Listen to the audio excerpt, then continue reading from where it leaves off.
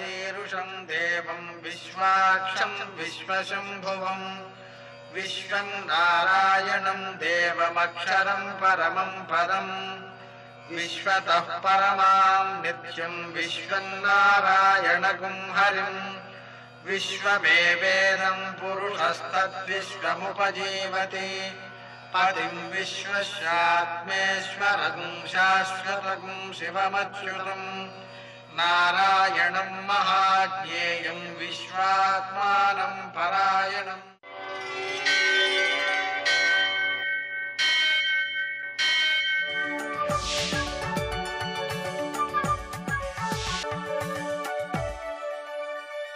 सूर्यशौर्यमथेन्दुरिन्द्रपदवी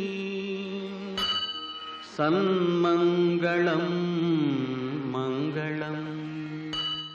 మర్కటేశ మహోత్సాహ సర్వశోక వినాశన శత్రువులు సంహర మాం రక్ష శ్రీయందాపయ మే ప్రభు. నేటి కాలమాన విశేషాలు. స్వస్తి శ్రీ చాంద్రమాన మన్మథనామ సంవత్సరం దక్షిణాయనం. వర్ష ఋతువు భాద్రపద మాసం కృష్ణపక్షం మంగళవారం. సూర్యోదయం 6 గంటల 10 నిమిషాలకు, సూర్యాస్తమయం 5 గంటల 57 నిమిషాలకు. తిథి నవమి మధ్యాహ్నం 3 గంటల 41 నిమిషాల వరకు. నక్షత్రం పునర్వసు ఉదయం 9 గంటల 2 నిమిషాల వరకు. వర్జం సాయంకాలం 5 గంటల 41 నిమిషాల నుంచి 7 గంటల 24 నిమిషాల వరకు. దుర్ముహూర్తం ఉదయం 8 గంటల 31 నిమిషాల నుంచి 9 గంటల 19 నిమిషాల వరకు. మరల రాత్రి 10 గంటల 51 నిమిషాల నుంచి 11 గంటల 40 నిమిషాల వరకు. అమృతకాలం ఉదయం 6 గంటల 30 నిమిషాల నుంచి 8 గంటల 11 నిమిషాల వరకు. మరల తెల్లవారుజామున 4 గంటల 3 నిమిషాల నుంచి 5 గంటల 57 నిమిషాల వరకు. రాహుకాలం మంగళవారం కాబట్టి మధ్యాహ్నం 3 నుంచి 4:30 వరకు. అష్టగవర్గ రీత్యా శుభప్రదమైన సమయం మధ్యాహ్నం 1 గంటకి. నేటి విశేషం మంగళవారం. అలాగే అవిధవ నవమి శ్రార్థం అనేది ఒకటి ఉంది. అంటే ఎవరైతే పునిస్త్రీలుగా మరణిస్తారో వారికి ప్రత్యేకించి మహాలయ పక్షంలో చేయాల్సినటువంటి కృత్యాలు ఈరోజు చేస్తారన్నమాట. అతి ముఖ్యంగా మంగళవారం కాబట్టి కుజునికి, సుబ్రహ్మణ్య స్వామికి, ఆంజనేయ స్వామికి, వినాయకునికి, నరసింహస్వామికి చాలా ప్రీతిప్రదమైన సమయం. నరసింహస్వామిని రుణమోచక నృసింహ స్తోత్రం ద్వారా స్తుతించినట్లయితే అప్పులు తొందరగా తీరిపోతాయి. గణేశుణ్ణి సింధూరవర్ణం ద్విభుజం గణేశం, సింధూరపు రంగులో ఉండేటువంటి 2 భుజాలు కలిగినటువంటి గణపతిని భావన చేస్తూ రుణమోచకమైనటువంటి ఆ గణేశ స్తోత్రాన్ని జపించుకోవడం ద్వారా అప్పులు తీరిపోతాయి. అంగారక స్తోత్రం 2 విధాలుగా ఉంది. అంటే కురుపులు వేసి తగ్గకుండా కొంతమంది బాధపడుతుంటారు. అటువంటి వ్యక్తులు వ్రణమోచక అంగారక స్తోత్రాన్ని జపించాలి. అంగారక మహీపుత్ర భగవన్ భక్తవత్సల నమోస్తు తే మమ అశేష వ్రణం ఆశు విమోచయ. అప్పులతో బాధపడేటువంటి వాళ్ళు ఆ అంగారకుని యొక్క రుణమోచక స్తోత్రం పఠించాలి. అలాగే పోటీ పరీక్షల్లో విజయాల కోసం ఆంజనేయ స్వామి సింధూరంతో కానీ ఆకులతో కానీ తమలపాకులు పూజ చేయడం, వడమాల సమర్పించడం, అలాగే ఆయనకి కావలసినటువంటి ప్రీతికరమైనటువంటి దళాలతో పూజ చేయడం, ఇవన్నీ కూడా చాలా మంచి ఫలితాలను అందజేస్తుంటాయి. అప్పాలు నైవేద్యం చేయడం ఇది చాలా ముఖ్యం. ఎందుకంటే మంగళవారానికి కుజుడు అధిపతి, కుజుడికి బెల్లం ఇష్టప్రదమైనది. దాన్ని మనం ఈ అప్పాల్లో వేసి నివేదన చేసినట్లయితే ఆ కుజునికి సంబంధించినటువంటి బలం పెరుగుతుంది, ఆంజనేయ స్వామికి ప్రీతికరమవుతుంది. సంతానం లేనివారు కానీ, ఉన్న సంతానం అభివృద్ధిలో లేకపోవడం, ఆరోగ్యం లేకపోవడం, అనుకూలత లేకపోవడం మొదలైనటువంటి ఇబ్బందులు ఉన్నవారు కానీ ఆ సుబ్రహ్మణ్య స్వామిని ఈరోజు స్తుతించడం, పూజించడం, పాలతో అభిషేకం చేయటం మొదలైన క్రియల ద్వారా ఉత్తమమైన ఫలితాలను పొందుతూ ఉంటారు. ఈ విధంగా మంగళవారం అనేటువంటిది ఆధ్యాత్మిక దృక్కోణంలో చాలా చాలా చాలా విశిష్టమైనది. నేటి ఆణిముత్యాలు.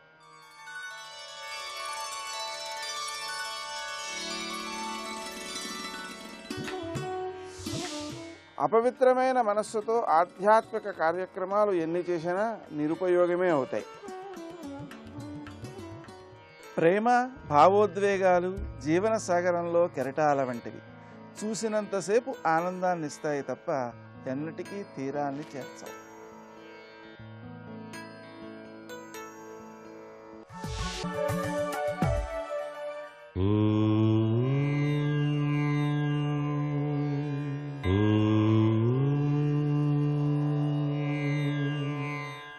ఓం నమో నారాయణాయ. ఓం నమ శివాయ. శ్రీమాత్రే నమ. ధైర్యం, బలం, తేజస్సు ఇవన్నీ మానవుడికి సంక్రమించడానికి హనుమత్ ఉపాసన అనేది చాలా చక్కగా సహకరిస్తుంది. అందుకే హనుమత్ బడబాలన స్తోత్రం అని చెప్పేసి మన మహర్షులు మనకు అందించారు. ఈ శ్లోకాన్ని మంగళవారం నాడు తప్పనిసరిగా ప్రతి ఒక్కరూ కూడా పఠనం చేయవచ్చు, స్త్రీ పురుషులు అనేటువంటి భేదం లేకుండా.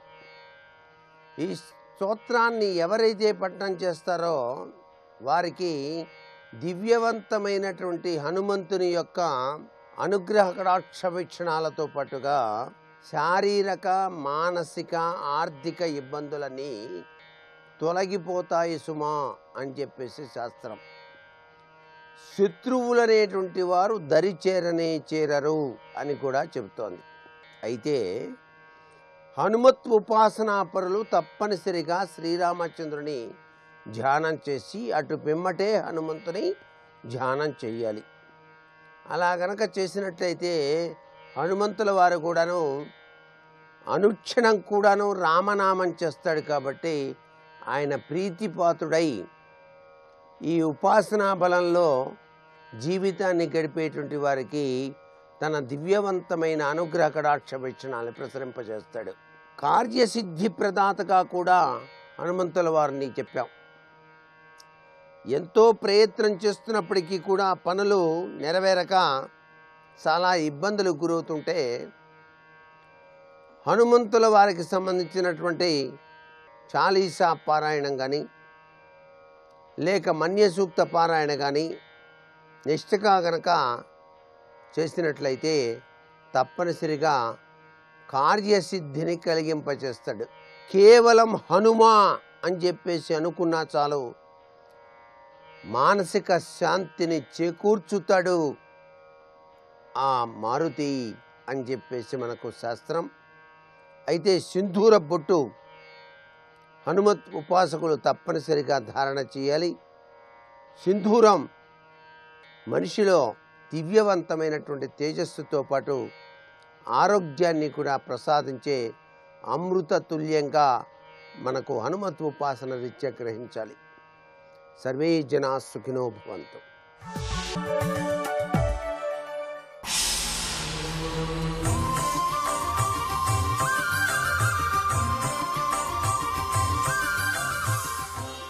శతక సాహితీ సరస్వతికి నమస్కారం.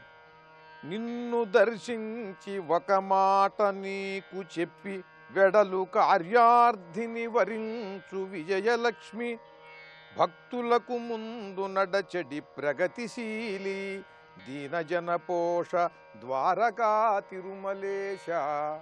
ఓ ద్వారకా తిరుమలేశ, ఓ వెంకటేశ్వర స్వామి, నిన్ను దర్శించి ఒక మాట నీకు చెప్పి వెడలు కార్యార్థిని వరించు విజయలక్ష్మి. ఈ ద్వారకా తిరుమల క్షేత్రానికి వచ్చి ఈ స్వామిని దర్శించి మనస్సులో కోరుకున్న కోరికను ఆ స్వామికి నివేదించి, స్వామి ఈ కోరిక తీరేలా అనుగ్రహించు, నేను చేసే ఈ సత్ప్రయత్నం ఫలించేలా అనుగ్రహించు అని వేడుకుని వెళ్ళిపోయినటువంటి భక్తుని వెనుక వరించు విజయలక్ష్మి, అటువంటి కార్యార్థిని తప్పకుండా విజయలక్ష్మి కటాక్షిస్తుంది. భక్తులకు ముందు నడచెడి ప్రగతిశీలి, భక్తులు ముందు వెడుతుంటే వారికి మార్గాన్ని చూపిస్తూ వారికంటే ముందు వెడతావయ్యా నువ్వు. ఓ స్వామి, పట్టు విడుపులు వృషభాద్రిపతికి గలవు, బళిరే నీకడ ఉడుకవా పప్పులెప్పుడు, కొంత సడలింపుమయ్య ఈ పంతమేల దీనజన పోష ద్వారకా తిరుమలేశ. ఆ పెద్ద తిరుపతిలో ఉన్నటువంటి స్వామి ఆ వృషభాద్రి పైన ఆ శేషాద్రి పైన ఉన్నటువంటి ఆ స్వామికి ఎవరైనా మొక్కుకుని ఆ మొక్కుని చెల్లించకపోయినా అనుకున్న సమయానికి కొంత ఆలస్యం చేసి వెళ్ళినా కూడా ఆయన కొంత క్షమిస్తాడు, పెద్దగా పట్టించుకోడు. ఏవో అతని ఇబ్బందుల్లో ఇంకా రాలేకపోయాడు, పోని అతని కోరికను నేను తీర్చాను కదా, ఆ కోరిక తీరిన సంతోషంలో ఉన్నాడు, కానీ కొన్నాళ్ళు పోయిన తర్వాతే రాని అని ఆయన అనుకుంటాడు. కానీ ఈ చిన్న తిరుపతిలో కొలువైనటువంటి ఈ ద్వారకా తిరుమలేశుడు మాత్రం మొక్కుకున్నామంటే తప్పకుండా వెళ్ళి తీరాల్సిందే, లేకపోతే ఊరుకోడు. ఒక మొట్టికాయ వేసి ఆ మొక్కు మరిచిపోయిన వాళ్ళకి దాన్ని జ్ఞాపకం తెప్పించి మరీ రప్పించుకుంటాడు.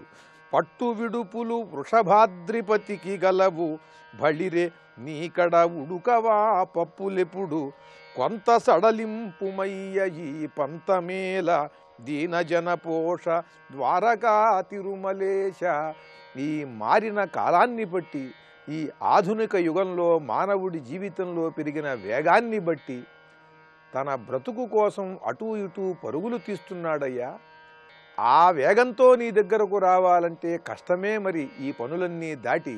కనుక కొంత ఆలస్యమైనట్లయితే నువ్వు కూడా క్షమించటం నేర్చుకో స్వామి. ఆ పెద్ద తిరుపతిలో ఉన్న వెంకటేశ్వరునిలాగానే నువ్వు కూడా మమ్మల్ని క్షమించి కాస్త ఆలస్యంగా వచ్చినా సరే ఆదుకో, ఆ వెసులుబాటు భక్తులకు కల్పించు అంటూ వెంకటేశ్వర స్వామిని స్తుతిస్తూ చక్కని పద్యరచన చేసి గొప్ప శతకాన్ని మనకు అందించిన సుప్రసిద్ధ పద్యకవులు శ్రీ రసరాజు గారి ద్వారకా తిరుమలేశ శతకంలోని మరికొన్ని పద్యాలను గురించి రేపు ఉదయం తెలుసుకుందాం. ఓం నమో వెంకటేశాయ.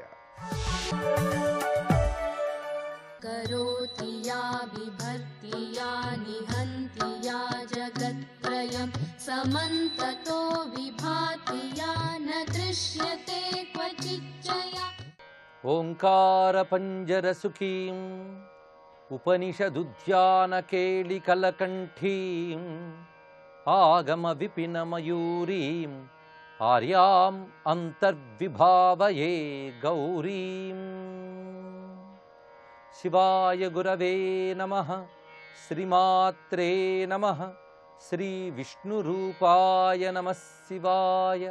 श्री उमायै नमः. ఉమాసహస్రం అనబడే స్తుతి కావ్యం రచించిన వారు కావ్యకంఠ వాసిష్ఠ గణపతి ముని. ఈ మహానుభావుడు ఈ ఉమాసహస్రం అనే స్తుతి కావ్యాన్ని రచించడం వెనక ఒక అద్భుతమైన ఇతివృత్తం అన్నది. ఎంతో తపస్సు, అధ్యయనము, మహానుభావుల యొక్క కృప, అమ్మవారి యొక్క అనుగ్రహము ఈ కావ్యం వెనుక ఉన్నటువంటి అద్భుతమైన అంశాలు. కావ్యకంఠ వాసిష్ఠ గణపతి ముని తెలుగువారు. చాలామందికి వీరి చరిత్ర తెలుసు కానీ బహుళ ప్రచారం కాలేదు. రమణ మహర్షి అంటే ప్రపంచమంతా చేతులెత్తి నమస్కరిస్తుంది. ఆ రమణ మహర్షిని ప్రపంచానికి తెలియజేసిన మహానుభావులు కావ్యకంఠ వాసిష్ఠ గణపతి ముని. వీరు తెలుగువారు కావడం మనందరం గర్వించదగ్గ మరొక అద్భుతమైన విశేషం.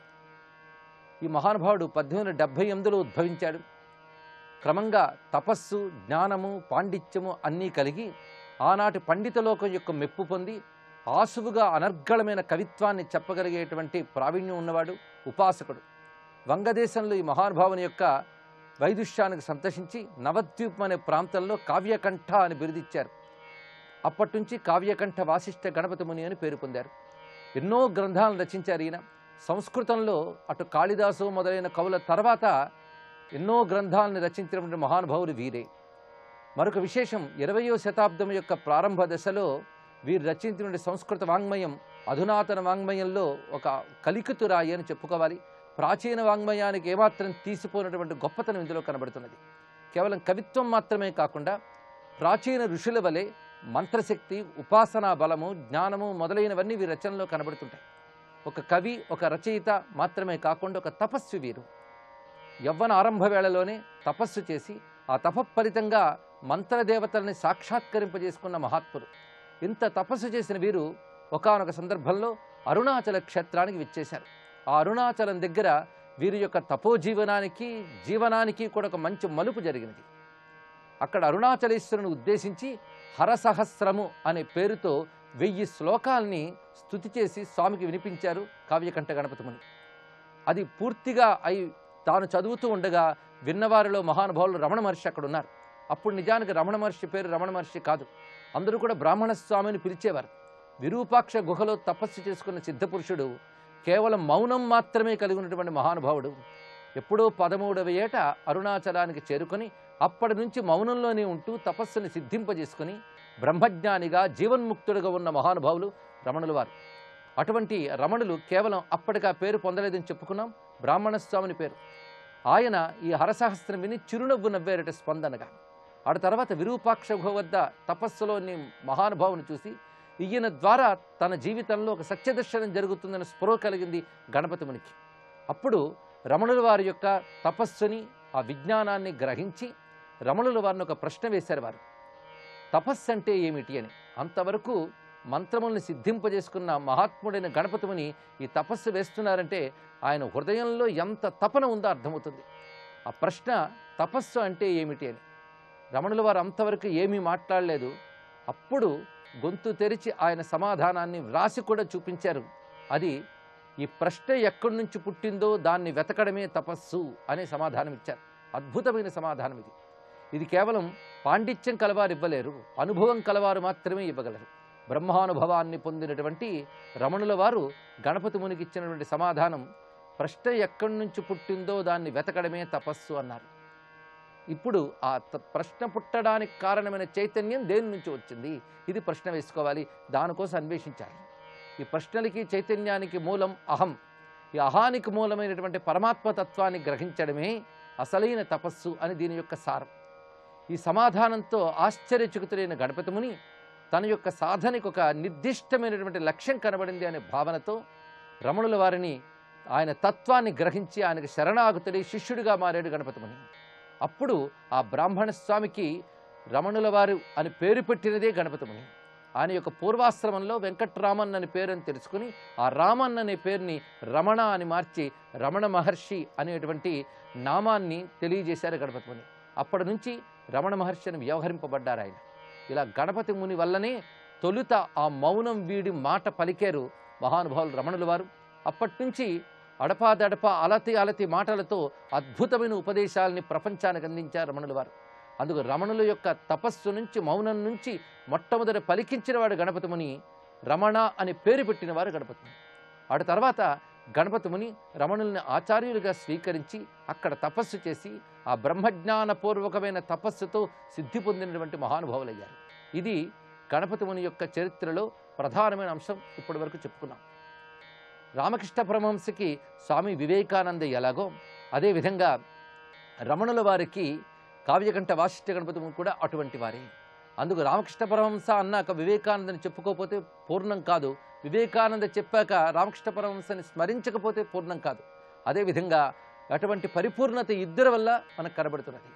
అలాంటి మహానుభావుడు గణపతి ముని ఉమాసహస్రాన్ని అందించారు. నిజానికి ఎన్నో అద్భుతమైనటువంటి సంస్కృత గ్రంథాలను రచించిన మహానుభావుడు, శాస్త్ర గ్రంథాలను అందించినటువంటి వాడు. అయినప్పటికీ ఎన్ని గ్రంథాలు రచించినప్పటికీ ఉమాసహస్రం ఈయన యొక్క సమస్త కావ్య రచనల్లో అగ్రస్థానంలో నిలిచి ఉంటుంది. నిజానికి ఇది ఒక్కటి చాలు అనిపించేటంత అద్భుతమైన గ్రంథం ఇది. అయితే సహస్రం ఉంది కనుక ఏదో 1000 నామాల యొక్క గుంపు కాదు ఇది కావ్యం. ఇది 1000 శ్లోకాలు గనుక ఉమాసహస్రం అన్నారు. ఇక్కడ ఉమాసహస్రం ఒకవైపు స్తుతి కావ్యం, మరొక వైపు మంత్రశాస్త్రం, మరొక వైపు అద్భుతమైన విశ్వవిజ్ఞాన రహస్యం, ఇంకొక వైపు వేదాంత విషయములు, మరొక వైపు యోగశాస్త్రం. ఇన్ని విషయములు కలిగినటువంటి ఒక అద్భుతమైనటువంటి గ్రంథం ఉమాసహస్రం. ఒక్క మాటలో చెప్పాలంటే ఇది శక్తి శాస్త్రము. వేదములు మొదలుకొని ఉపనిషత్తులు, వేదాంతము, మంత్రశాస్త్రములు, యోగశాస్త్రము అన్ని శక్తి గురించి ఏం చెప్తున్నాయో ఒక్కచోట తన తపస్సుతో దర్శించి తన అనుభవాన్ని రంగరించి ఈ స్తుతికావ్యంగా అందించారు. అయితే ఈ స్తుతికావ్యం అవతరణ చాలా విశేషమైన అంశము. అవతరణ ఒక్కటే ఒక అద్భుతమైనటువంటి కథా వృత్తాంతం. అది ఈ అవతరణ ఎలా జరిగినది అంటే, రమణుల వారిని ఆశ్రయించినటువంటి గణపతి ముని ఒకసారి తాను తపస్సు చేసుకోవడానికి ఏదైనా గుహ కావాలి అని అరుణాచలం వద్ద ఉన్న ఫలని సాధువుని అడిగారు. అప్పుడు ఆ ప్రక్కనే ఉన్నటువంటి రమణుల వారు విరూపాక్ష గుహకి సమీపంలో ఉన్న ఒక గుహ ఉంది, అది నేను చూపిస్తానని తాను చెయ్యి పట్టుకుని తీసుకువెళ్ళారు. విరూపాక్ష గుహ అంటే రమణుల వారు తపస్సు చేసినటువంటి చోటు. ఆ విరూపాక్ష గుహకి సమీపంలో చూత గుహ అనుంది. చూతము ఆమ్రము అంటే మామిడి అని అర్థం, అందుకు మామిడి గుహ అనవచ్చు. అటువంటి ఆమ్ర గుహ ఒక చక్కని మామిడి చెట్టు సమీపంలో ఉన్నటువంటి ఆ గుహ ఆ చెట్టు వల్ల చల్లని నీడ కలిగి ఉన్నది. ఆ గుహ వద్దకు తీసుకెళ్ళి ఈ గుహలో నువ్వు సాధన చేసుకో అని రమణుల వారు గణపతి మునిని శాసించారు. అప్పుడు గణపతి ముని ఆ గుహలోకి చేరి అక్కడున్న ప్రశాంతతని, శీతలత్వాన్ని ఆస్వాదిస్తూ తాను ధ్యానానికి, ఉపాసనకి సిద్ధపడ్డప్పుడు చాలాసేపు రమణుల వారు అక్కడ కూర్చుని మాట్లాడారు. ఆ సమయంలో ఎచ్చెమ్మాళ్ అనేటువంటి ఒక స్త్రీమూర్తి వంట వండి ఎప్పుడు రమణుల వారికి తీసుకువచ్చేది. ఆమె ఆ రోజు కూడా రమణుల వారికి భోజనం తీసుకువచ్చింది. కానీ రమణుల వారు ఇటువైపు గణపతి మునితో ఉండడం చూసి వీరు సంగతి ఏమిటంటే వీరు కూడా ఇప్పుడు ఇక్కడి నుంచి తపస్సు చేస్తారు అంటే వెంటనే రమణుల వారికి భోజనం అక్కడ పెట్టి మళ్ళీ క్రిందికి వచ్చి అరగంట లోపల మళ్ళీ వంట వండి తీసుకువచ్చి గణపతి మునికి కూడా ఏర్పాటు చేసింది. అప్పటి నుంచే ఎచ్చెమ్మాళ్ రోజు తపస్సు చేసుకుంటున్న గణపతి మునికి కూడా ఆ గుహ వద్దకు భోజనం తీసుకొస్తూ ఉండేది. అలాగా ఆ చూత గుహని చేరి అక్కడ తన తపస్సుని ప్రారంభించి మహానుభావుడు గణపతి ముని కొనసాగిస్తూ ఉండగా ఆ చూత గుహలో ఉన్నటువంటి ఆ దివ్యత్వానికి సంతోషిస్తూ ఒక అద్భుతమైన శ్లోకాన్ని చెప్పారు. పుణ్యా చూత గుహా సేయం రమణేన మహర్షిణ అధిష్ఠిత సేవకానాం పాపహంత్రి విరాజతే. రమణుల చేత అధిష్ఠింపబడిన పుణ్యమైన ఈ చూత గుహ సేవించిన వారి పాపాన్ని పోగొడుతూ ప్రకాశిస్తున్నది అని శ్లోకభావం. అక్కడ ఈశ్వరానుగ్రహాన్ని కోరుకుంటూ ఏదో ఒక దివ్యమైనటువంటి గ్రంథాన్ని ఆవిష్కరించాలనే సంకల్పం కలిగింది గణపతి మునికి. ఈ సంకల్పం ఒక మహాసంకల్పం. లోకాన్ని ఉద్ధరించడానికై లోకేశ్వరి ఆ తపస్వి కలిగించినటువంటి ఒక అద్భుతమైన సంకల్పం.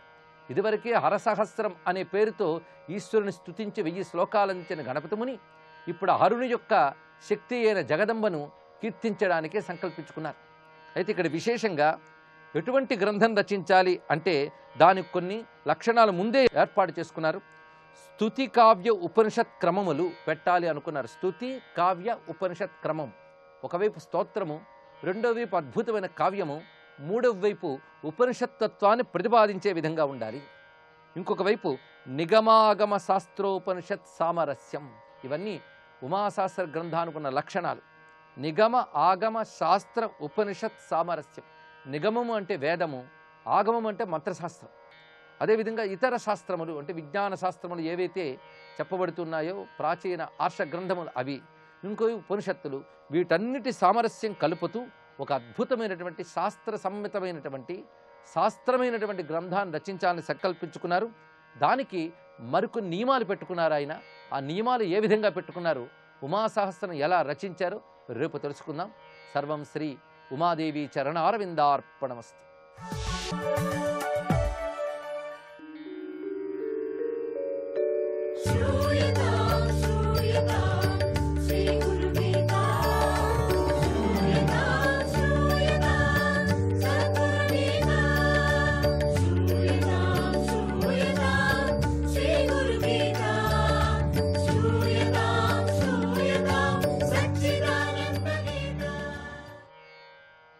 జయ గురుదత్త. వైరాగ్యం గురుసేవకు ఎంత పనికొచ్చేటువంటివే ఇక్కడ మనం మాట్లాడుకుంటున్నాం. గురుతత్వాన్ని మనం చెప్పుకుంటున్నాం. ఆశ నిరాశ అనేవి జంట పదాలు. మనం ఒకరి ఆశ అంటుంటారు, ఆ నిరాశ అంటుంటారు. ఇక్కడ నిరాశ అంటే ఆశ లేకపోవటం కాదు, ఆశ తీర్చుకోవడం మన వల్ల కాదులే అని నీరసపడటం ఒకటి. దీనికే నిర్వేదమని మరో పేరు. అంటే ఆశ అందరికీ సహజమే కదా. నిజానికి ఆశ ఉన్నవాడికే లోకంలో అభివృద్ధి ఉంటుంది కదా.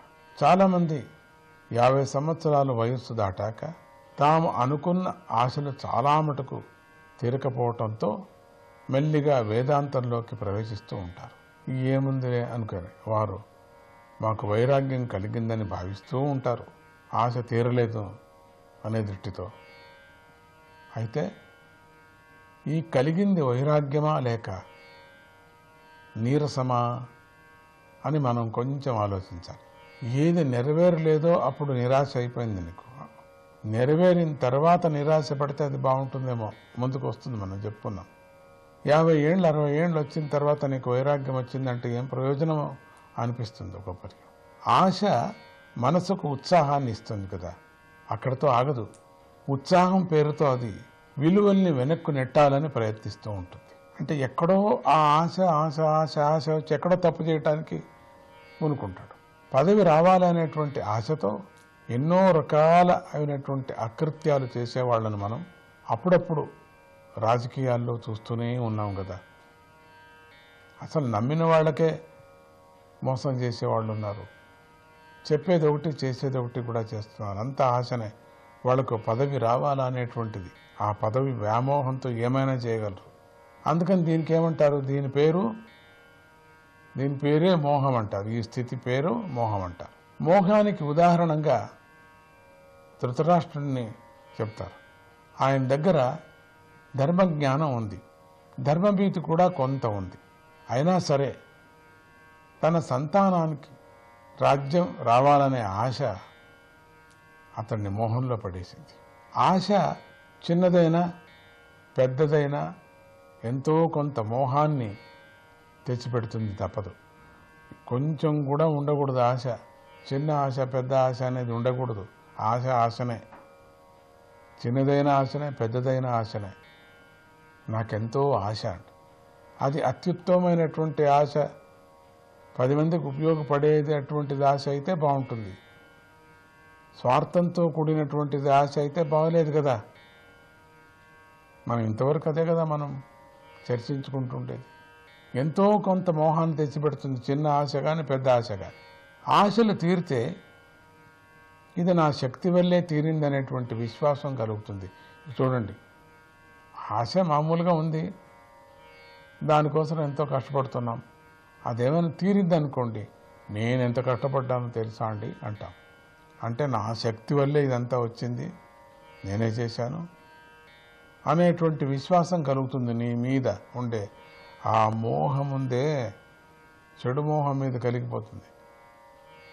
ఇది మరొక పెద్ద మోహం. మొదటే మోహము నా వల్లే వచ్చింది అన్నటువంటి అహంకారంతో చేరినటువంటి పెద్ద మోహం. ఒకవేళ తీరకపోతే పట్టుదల అనేటువంటి పేరుతో